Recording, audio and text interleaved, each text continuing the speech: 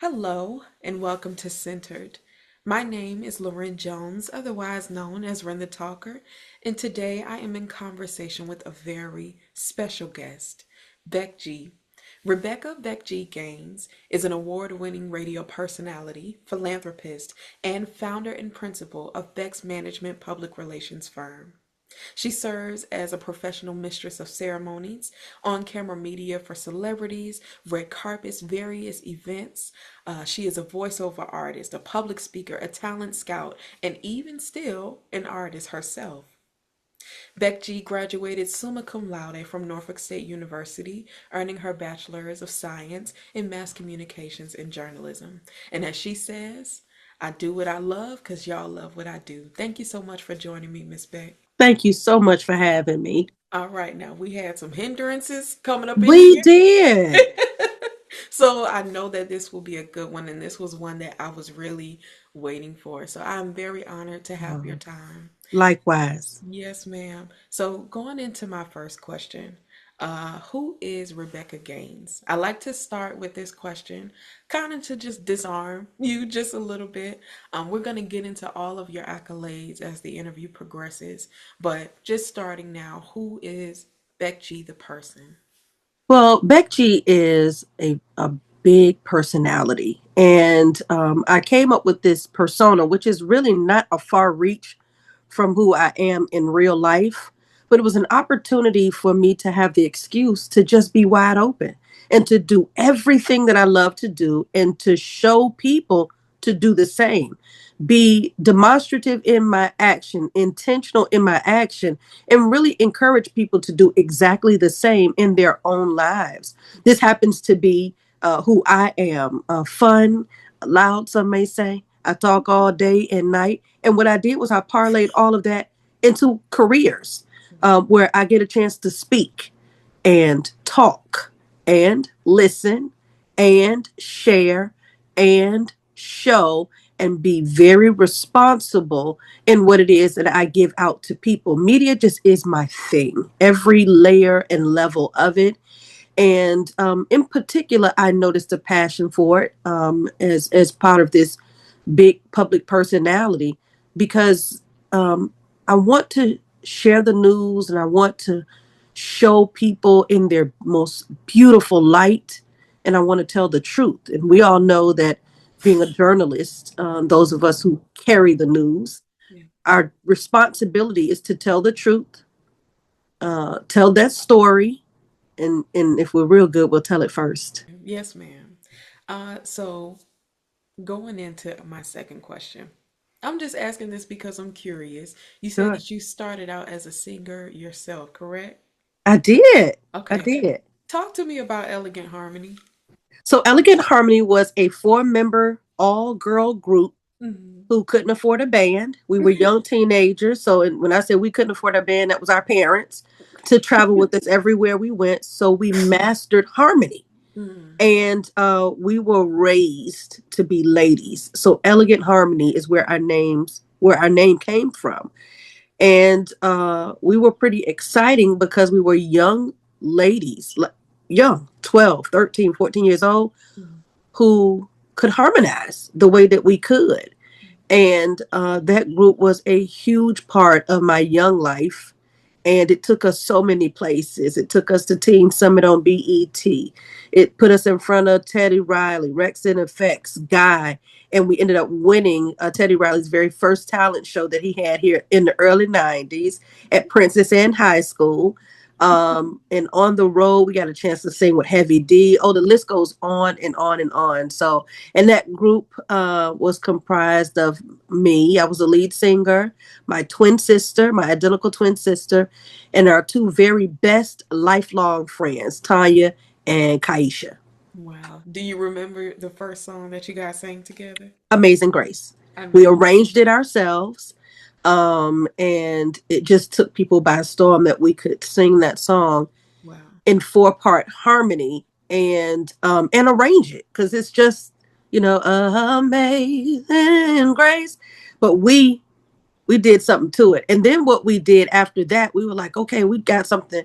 So we were invited to sing at a church, and we took Jesus Loves Me, This I Know, and we arranged that and we sang it at 10 times the speed that the song usually is, in four-part harmony, all four verses back to back. Wow. And we knew then, oh, we got something, y'all. Wow. Wow. And so is that where your love for the industry started? Further back than that.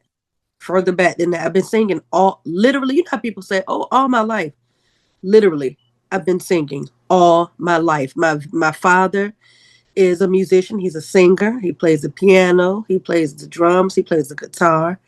So we've been around music literally all of our life. And my daddy bought my sister and I a piano, and his friend, we used to call him Bill the Painter Man, may he rest in peace, went with us to go pick up the piano. And my dad always has had a pickup truck. So he put the piano on the back of the pickup truck, and Mr. Bill played the piano from the place where we picked it up all the way back to our house. And people were throwing money at him at the stoplight. My sister and I were so tickled. And all of my early memories are around music. And my very first solo in church, I was 5 years old. It was our solo, my sister and I. And it was he healed the sick, he raised the dead, 5,000 hungry souls he fed. And my choir director was none other than the elder Peggy Britt. Wow.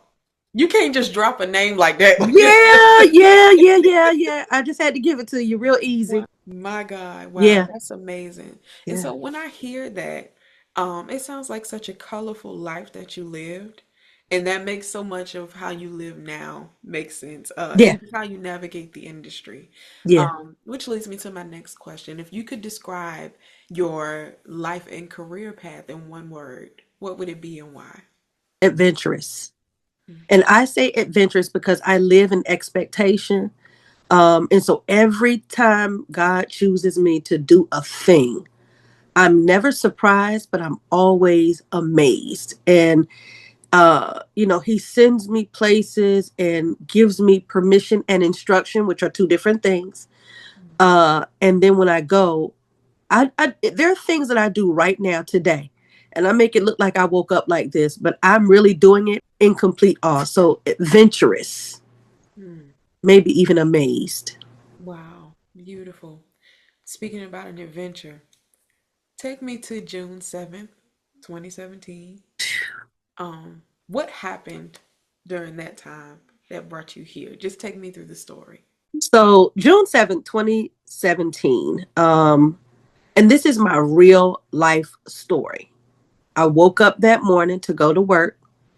I was an insurance agent, taking care of my family. It was a means to an end. All the while, probably for the 5 years prior to that, I was working as hard at my side gig, which Mm. I considered a side gig. This, what I do right now, I considered a side gig. I Wow. was working as hard at that as I was at my 40-hour a week job. Wow. And I wasn't tired from the side gig. I was tired and exhausted mentally from working my job that was a means to an end. I was blessed. That job blessed me. I don't have complaints. People, oh, that job told me it was wearing me out because it wasn't where my gift, I was able to use my gift. I was sitting at work one day, for example, and we had to work these mandatory weekends like every 3 months or something like that. And somebody had the radio on. I was literally on the radio. Wow. And somebody down the road from me said, "That sounds like you." And I said, "It is me." Now, anybody who knows me know I play too much. I'm talking about all day, every day. I'm talking about from wake up to lay back down to when my thighs hit the back of my mattress. I'm playing, you know. And so they were like, "Here she goes again." I said, "That's really me. I can tell you what I'm about to say." And when I repeated the next line, because obviously it was pre-recorded because I was sitting right there, they were like, "Oh my gosh, that's really you." So people would just, I mean, I'm talking, I would leave work, go home, get myself together, and leave from a 9 to 5 and be on a red carpet with Trey Songs Wow. 4 hours later. Wow. For example, so I woke up June 7th, 2017, and I didn't get permission. I got an instruction Mm. that was my last day. And I was tired. of being there, but I had to feed my three children who were teenagers at the time.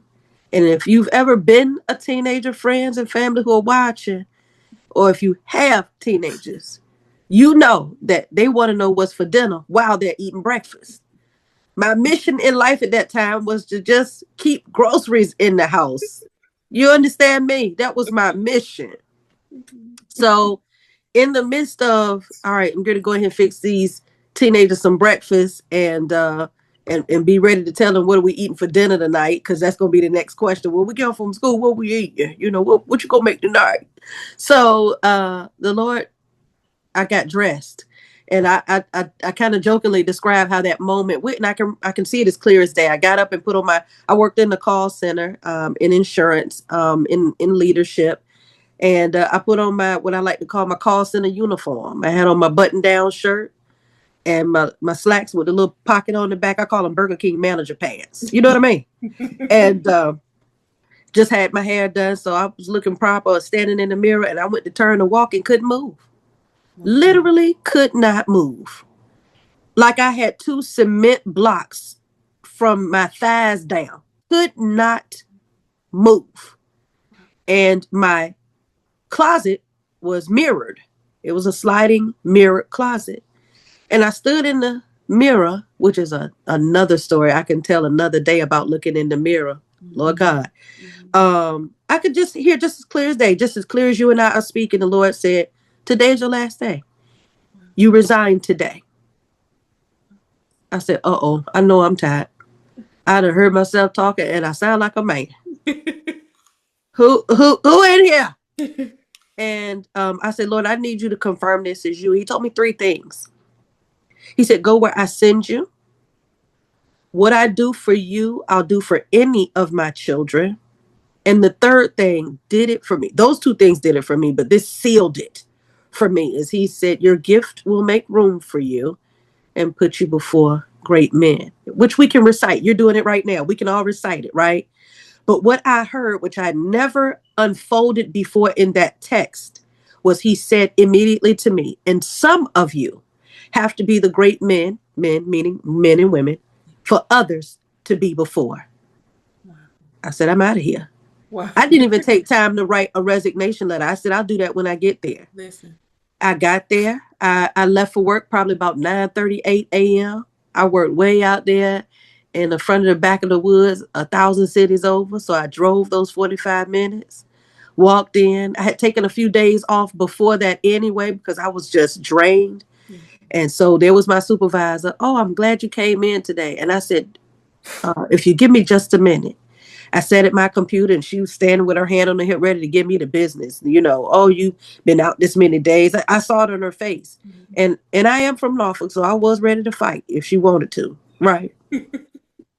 But I had my mind stayed on Jesus, thank God, because I had to do what I was sent to do. Yeah. So I pulled up my computer, typed up a little letter, and I have this thing. If you ever see me or you watch me close enough, I always have a blue ink pen. I don't write with black ink pens. A blue ink pen for me seals it. It makes it real because a black ink pen is like, is this a copy? Did you Xerox this? You know, this day and age, you can make it look real. I have a thing about blue ink pens. So I printed 3 copies of the letter. I signed them individually with my blue ink pen. And the letter was just a paragraph long, maybe 4 sentences. And it had a salutation and it had the goodbye. I forgot what that part is called. The sincerely and thank you, warm regards, all that. I handed it to my manager and I handed it to whoever the other person is that's in charge in the department. And she said, well, let's go down to HR to do an exit interview. I said, no, you have at it. Write whatever you want. Yeah. But this is not my last day. This is my last minute. Wow. By 10:26, Yeah. I was back in the car, crying my eyes out, Wow. trying to figure out what did I just do. But let me tell you what gave me there's something I'm working on, and it's called uh, an ounce of sanity. And let me tell you what gave me the courage and the strength and the sanity to do it. It was me fearing being disobedient more than what it looked like to everybody else. I didn't make an announcement. I didn't do it and then get on Facebook Live and say, y'all ain't gonna believe what I did. I didn't do any of that. There are people today, that 2017 was what? 9 years ago, right? There are people today that say, so how's it going over there at fill in the blank place where I used to work? I said, I don't work there anymore. I haven't worked there since 2017. That's how much I don't run my mouth about my business. I run my mouth about other news, good news. I like to tell good news. Right. And so I went and did what God told me to do. I didn't look back. That was 9 years ago, and I haven't worked for anybody since. I have struggled. I don't count out that I will struggle. And when I say struggle, I'm not just talking about bringing in contracts or money. I'm talking about struggle with my decision. Yeah. Struggled with, I don't know if this is for me, if I really want to work this hard. I'm used to every 2 weeks, whether I went to work and acted a donkey or not, I got a check. The check is coming. The check is coming. And so, those things I dealt with while I was trying to build a business in front of my children and in front of the rest of the world that knows that I even exist, because I work in a very public field. It's called public relations. Yeah. So that was a challenge, but I did what God told me Mm. to do. Not gave me permission because I didn't ask. I did not. It's what he told me to do. Yeah. I in doing my research of you, this is one of see what people don't know is that you are the queen of quotes. You are the queen of Oh, one line. yes. Oh, yes. I think that is a very underrated part. We don't acknowledge that enough. Bless Um, you. but as I was doing all of my research on you, you have said this story so many times and brought out so many different aspects of it that just blesses me all over again. But in one of your tellings of this story, you said that you heard the instruction to change your clothes. Change my clothes. I think a lot of times we talk about, of course, as we should, we really hone in on what we learn when we make Hmm. these courageous steps. And when I think of your path, I know that you said adventurous, but I hear two words. I hear divine appointment. I hear destiny. Bless the Lord. So when we talk about these things, we often focus on what we learned. But I am a woman of faith. I'm a believer. And I'm gonna Yes. go ahead and say it. I'm a church girl, whether I want to be or not. Come Sometimes on I don't want here. to be. Come on Um, here. but immediately when I heard you say that, I immediately went to the story of David, where he was Mm. preparing for battle Oh, my. against Goliath, and he was getting ready to walk into his destiny to be king, and Mm. he couldn't put on Saul's clothes. He had to go in his own clothes. But for Mm. you, you talked about how you had to change your I clothes had to change my in clothes. order to step into this new part. I never thought about that. Wow. We're going to go into all of what you learned.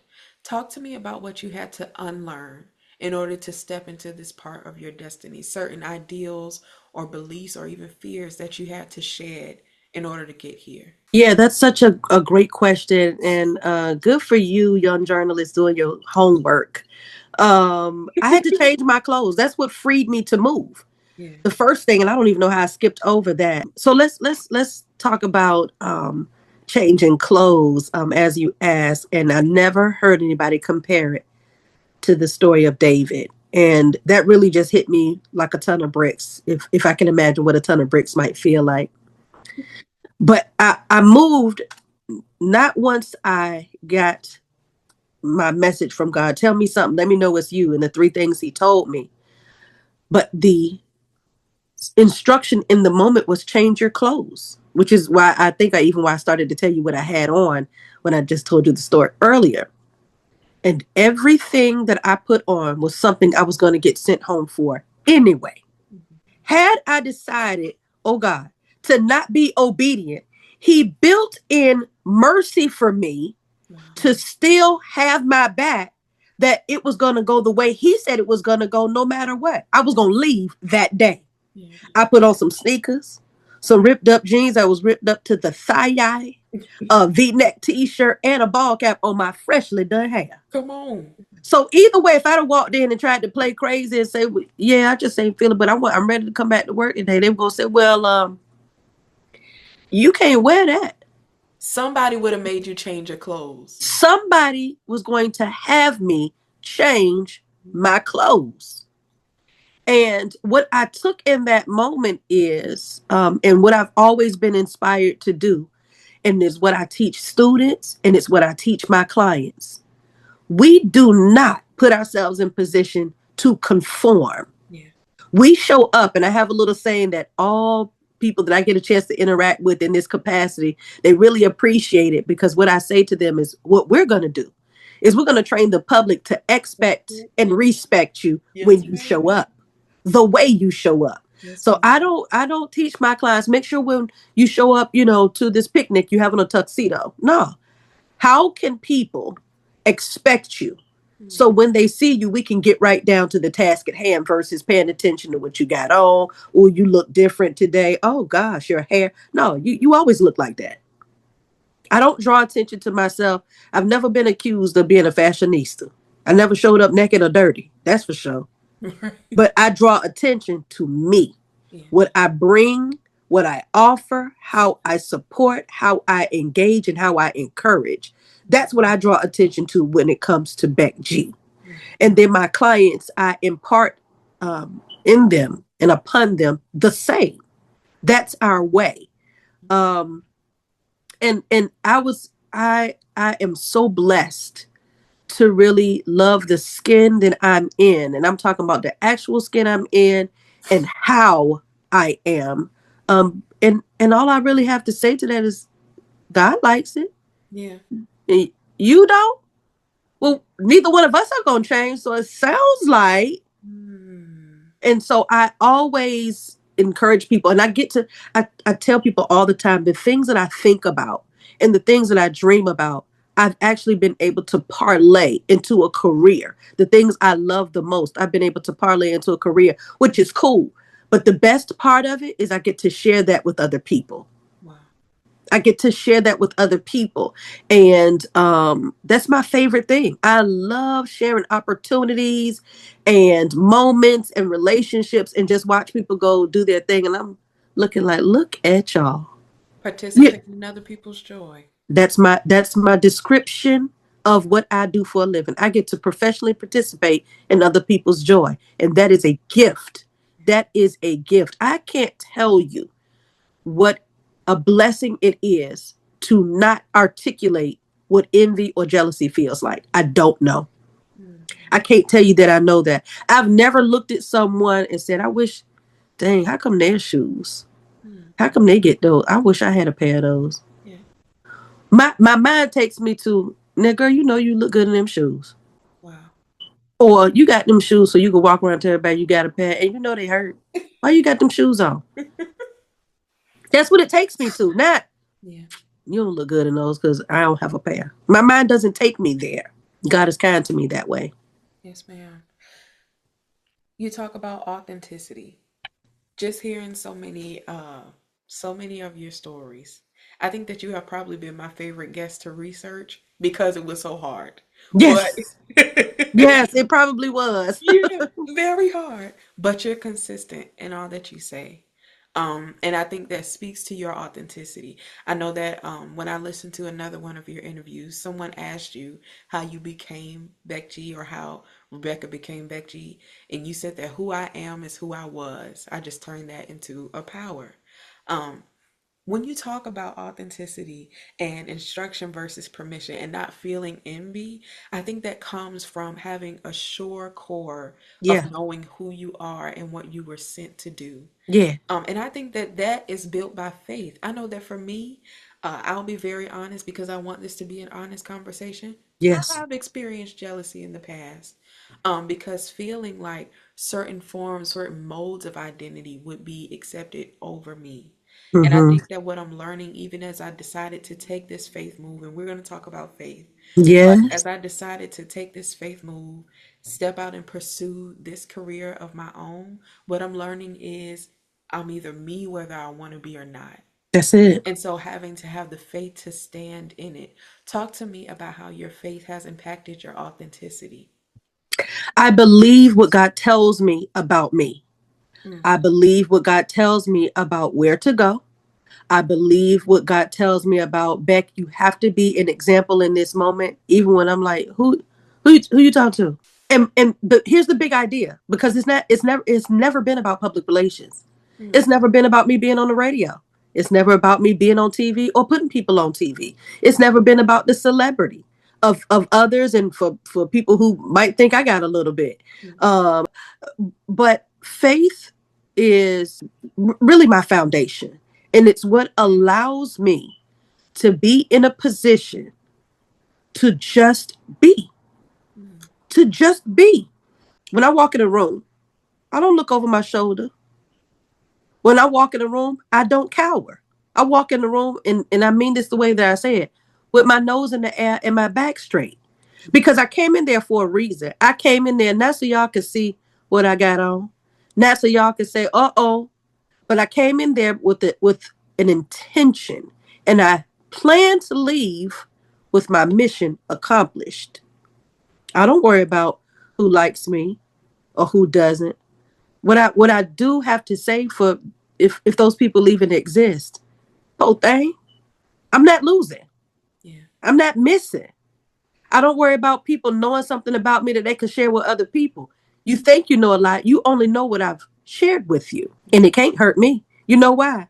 I heard Steve Harvey say one time this guy was menacing him and trying to extort him, following him around for maybe the better part of 5 years. And he had something on him that Steve didn't want to go public.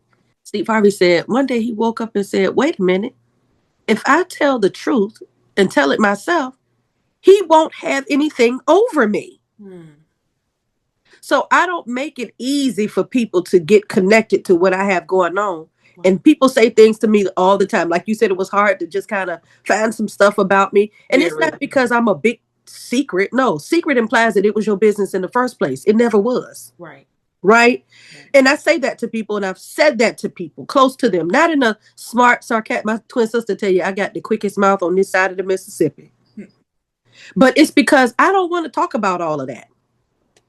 Let's stick to the facts so we can get to the fix. Mm. That's what I'm on. Mm. And you can stay in that posture when your mind is on believing God for what he told you to do. Everybody doesn't know what you were sent to do. It might be orthodox. Do you know how silly it looked to the rest of the world who was looking at me, figuring out that I had quit my job? And today it's a couple of rumors out that I lost my job. I let them stay. I let them stay. Yeah. You know why? Because I know the truth. And I've said before, um, I'm not going to fix your idea about me or what you think I have going on. I don't know. What I do want to know is what did I do to you to make you think that I gave you a promotion in my life that you should know what I got going on? Mm. No, you have to stay at this bottom rung where you are, discuss it amongst who you've been talking to, and y'all come up with whatever you want. But the Yeah. people who need to know, they do, and they know it from me. Mm. And so I'm authentic that way. I really am. And it's not because I'm big bad Beck, but it's because I minimize noise. I don't like noise. I love sound. Noise is unorganized and unintentional. Sound is just the opposite. Mm. And that's how I live. I live in sound. I tell people, um, faith for me is it shows up two ways, and it is you know how, like, if you talk to your mom or you talk to one of your sisters or a favorite cousin or a best friend, and y'all can say something and it sends you into a complete tizzy, but Mm. only y'all know what you're talking about. Yeah. That's me and God. And it Yeah. comes in two ways: sound and time. Mm. Sound and time. And it's only me and God, and only I know it. And I wish I could tell somebody, y'all, you know, he just gave me 15 extra minutes, right? And it sounds crazy saying out loud, but he's done that for me. I've had to be somewhere in 10 minutes, messing around with my little kids, and I only had 5 minutes. When I showed up, I was 5 minutes early. Do with that what you will. Wow. You know what I mean? And things like that. Like, that's how God, he shows up. And even in the moments where I say, God, I really need you to hold back the hand of time. Sometimes I even forget to think it. Mm. But he shows me how much he loves me and knows me and pays attention to me by holding back the hand of time. Wow. I hear sounds And not like a lunatic. I'm talking about there are things, and I never go, did you hear that? You'll never hear me do that. But every so and again, if you're paying close enough attention, you'll see me do like this, or you'll, and I'm looking for where the sound came from. My sister and I, we say we got supersonic dog hearing Mhm. because we hear things and we will turn off everything that's making noise so we can hear the sound duplicate. So we're twins that way. And so that's how God speaks to me in particular. And it allows me to keep my faith because God talks to me in sound and in time. In time. Yes. I want to hone in on that time. Yeah. You quit your job Yes. on a random day, not random to you, but Yeah. you know, you quit your job at 40 years old, a mother of three. Um, you even earned your bachelor's degree 30 years After I started. Yeah. after you started. Your journey stands outside of time. Yes. It And I does. love, it's a lady who I love. Her name is Bevy Smith. Mm-hmm. One of her little taglines is "It gets greater later." Yes. And Love I Betty Smith. identify with that. I really love her. Yes. Yeah. Love Betty Smith. I identify with that even as I'm a 25-year-old freshman. Yeah. You know, uh I don't experience I'm not experiencing my college journey or even the outline of my career the way it would be traditionally expected. And since we're women of faith, I can speak freely. The Lord even told me years ago that He would reconcile time on my behalf. Believe it. Yes, ma'am. Yes, ma'am. That's my kind of talking right there. Yes, ma'am. When And I tell you, God Almighty, you got to believe that because I literally am a living witness that not only will He reconcile time, He makes time. mm, Literally, I stand right here where I am and never feel like I've missed a beat. that's amazing. Yeah, That's amazing. yeah. There are some young black women who are watching, who feel like they have run out of time. If you could speak to us, give us something to help us understand, to help us really hone in and take authority over our journey the way that you have. You do not shrink back from any part of your story. And I love that. But it's not the case for all women. It's not the case for all young women wanting to break into their professional spaces, wanting to get into PR, wanting to get into the world of media, wanting to just live, to decide to live. And that's really what I hear in your story is that you decided to live in destiny and you locked yourself into that decision. Um, if you could speak to a young woman who is watching, who needs to gain that courage to get there, what would you say? Well, I get to not even imagine this conversation because these are the conversations I actually have every day. Yeah. As God helps me to design my life, and He's the architect of everything that I do.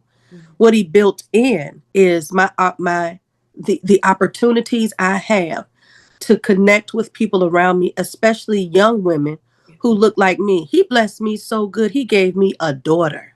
Mhm. He gave me a daughter, honey, that is so incredibly gifted. A singing somebody. Singing somebody. You hear me? Yes, ma'am. And I get to be her model. Mm. So that's my reason to be upright in my movement here on earth. My tangible reason. Of course, it's always about pleasing God. But being able to speak to young women actually gets is a daily part of my duties. And I get to pour into young women who look at me and say, "How did you do that?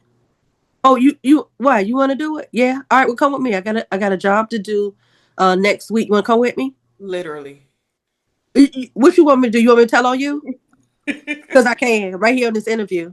I called Loren, ladies and gentlemen who are watching, and I told her mama if she come over there to Norfolk State University and come over there and mess around in mass comm, I got her. Baby, I saw you one day, and what you got? What you got? What's on your mind? What's your plans? And okay, I'm always listening. I'm always paying attention, and I don't speak unless I have a solution. I don't have.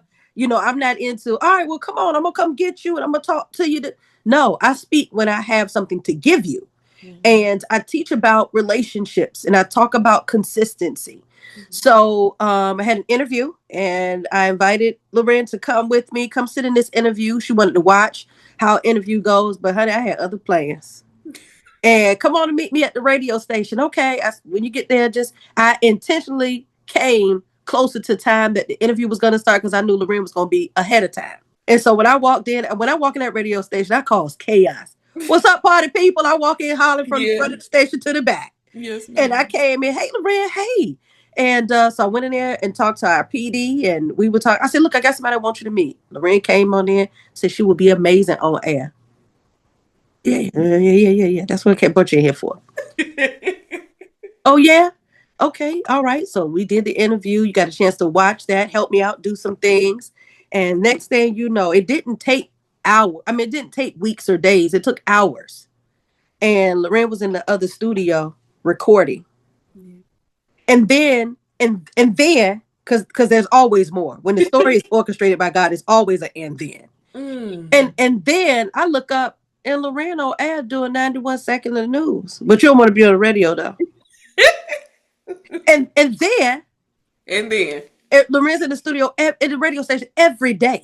Yeah. Oh, fancy meeting you. Hey, Loren, I'm going to the studio. What you up to? You recording? Oh, all right. And then I'm just into that. I'm into come on and sit in this studio. Here, come on, let me go introduce you to this DJ. He's on air right now. Don't worry about him. He just pay attention. What you mean? He on the radio right now? Yeah, he on the radio right now. And I knew what he was gonna do, but I didn't forewarn you. And he said, oh good, Loren, okay, good, get to the mic. Yeah, get to the mic. He told you to get to the mic. The man is on air. Get to the mic. And all of that happened within days. Within days. And then I And was sitting then. in the radio station. I was sitting in the studio with you. We were talking about how to record and I'm walking you through some different things and our big boss comes in and right in my face. Matter of fact, he says, stay here, Beck G. Hey, Loren, I want you to do the news live.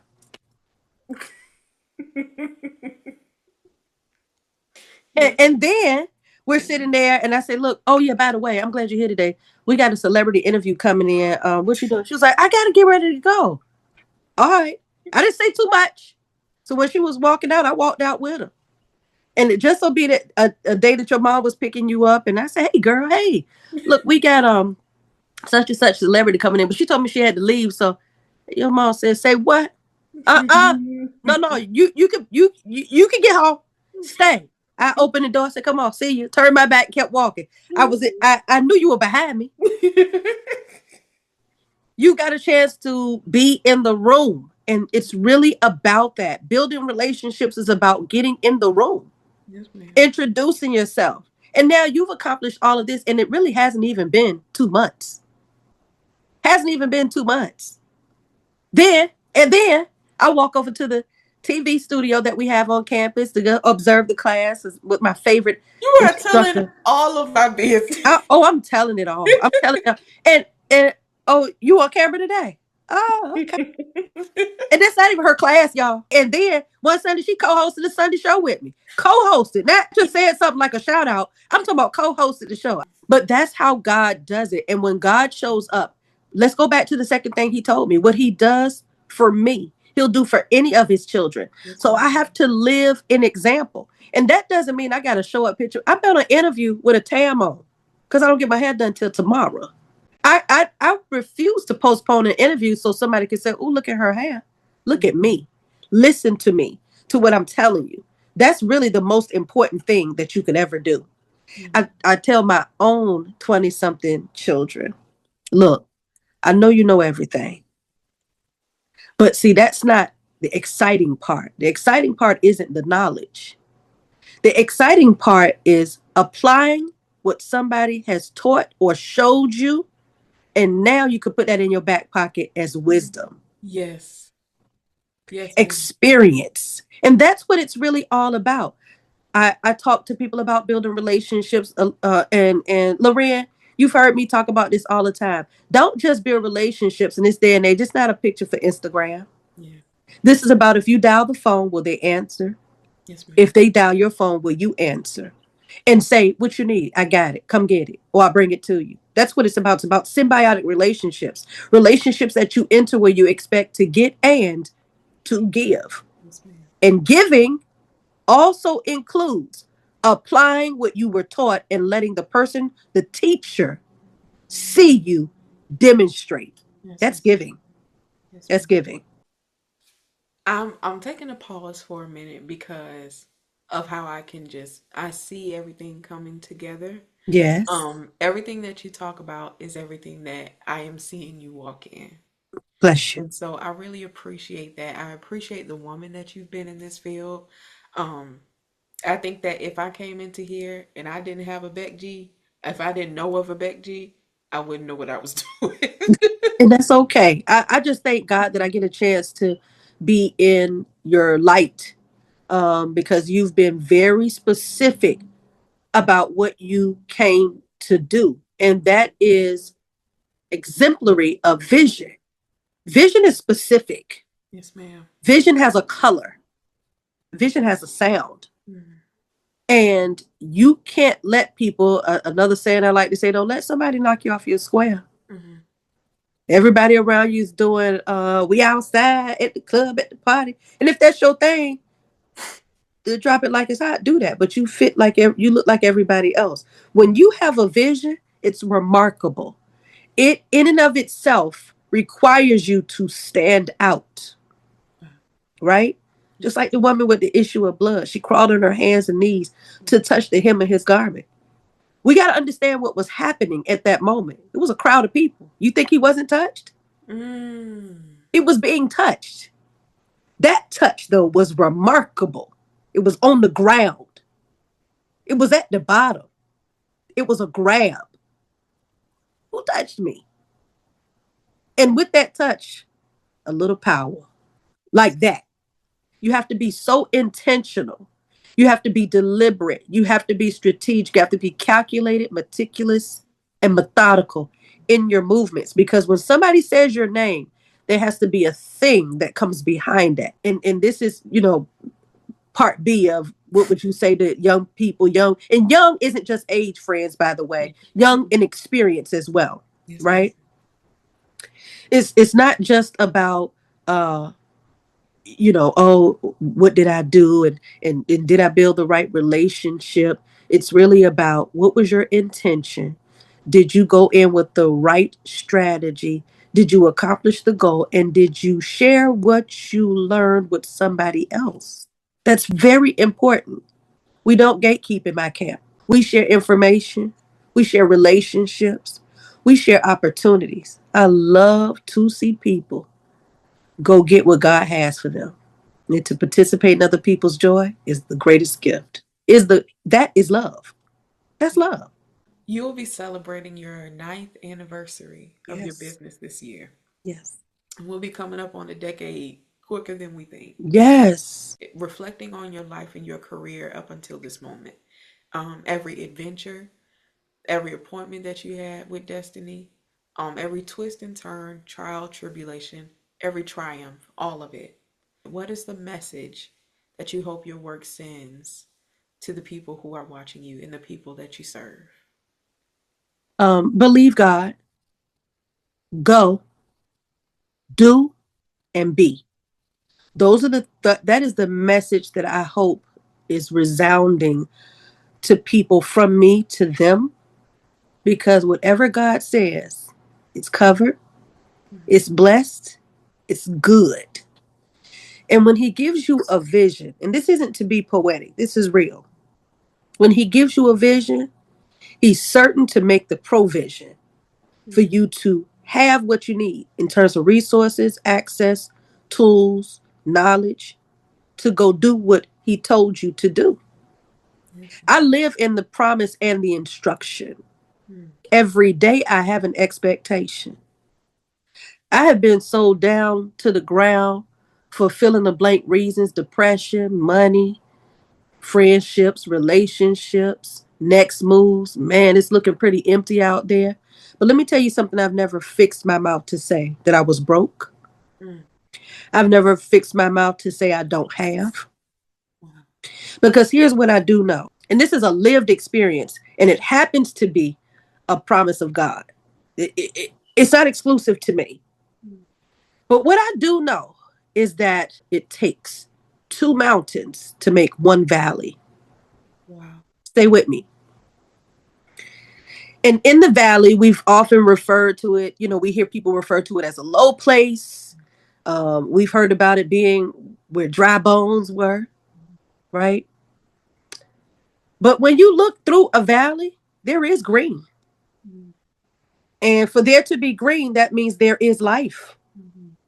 And for there to be life, there must be an application and a supply of the resources needed for life to exist. So here's what happens when it rains, which is and when the sun shines. Those two things are needed for even a plant to exist, whether it be on a valley or a mountaintop, right?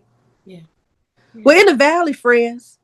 Who gets the water first? The mountaintop. But where does it go? It trickles down to the valley. Yes, ma'am.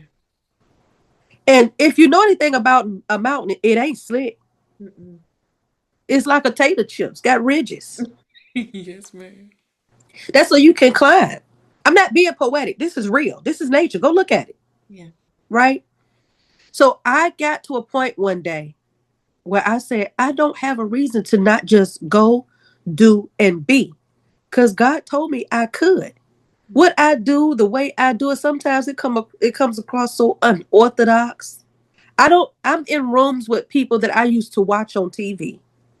I'm in boardrooms that I wasn't qualified to be in. And I showed up just like this. I took a little Norfolk off, but I still showed up as me, Yes. right?